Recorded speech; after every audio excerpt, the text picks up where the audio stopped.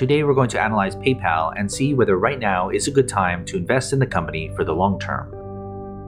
First, let's see if there's a good business behind the stock. We'll look at 14 metrics to determine the business fundamentals. The first set of metrics deal with the company's financial health, with its projected earnings growth for the next 5 years, its profit margins, its effectiveness, which looks at the company's returns on equity, assets, and invested capital, and then the employee value, which looks how much value the average employee adds to the business. You can see the values for each of these metrics, as well as the point totals awarded in the bubbles.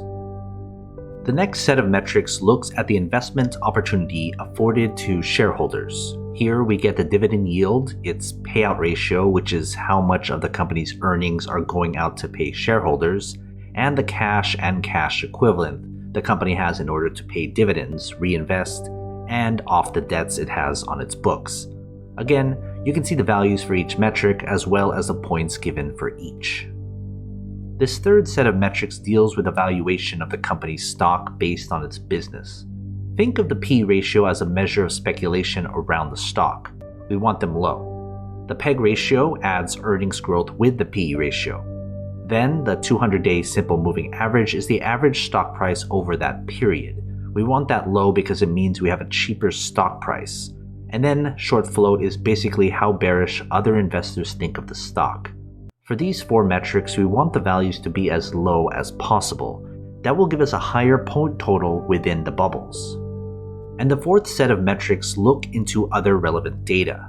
First is the stock's performance over a set period of time. Usually it's 10 years, but if the stock doesn't go that far back, we go with the earliest data up to 10 years. The quick ratio is basically how easy it is for the business to pay off its short-term obligations. We want that high so that it's easy to get rid of those debts. And then Wall Street is the average consensus rating Wall Street analysts give the stock, from a strong buy of 1 to a strong sell of 5. Again, the better values get a higher point total. Adding everything together, we divide the points awarded by the maximum points possible, which is 70. That gives us the business grade for the company. We want the business grade to be above 50, meaning it has a better than average business. But of course, we can't forget about the fair price and whether it's the right time to buy the stock. I use a discounted cash flow model taking into account a 10% margin of safety. That translates into the company's fair price and how many percentage points above or below its current price the stock is. When we compare those numbers with the table below, we can see where the company's stock lies in its intrinsic value spectrum right now. Before we get to the final grade, join my Patreon and get access to every company I've analyzed so you can compare between all your favorite stocks. It's updated all the time. Go to patreon.com/growthshares or click on the link in the description. Finally, we can put everything together and get the company's final grade.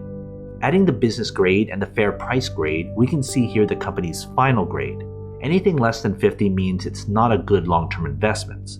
A final grade above 50 means it would make a good long-term investment if you bought the stock right now. So what are your thoughts? Are you going to invest? If you do, invest wisely, and as always, take care of your money.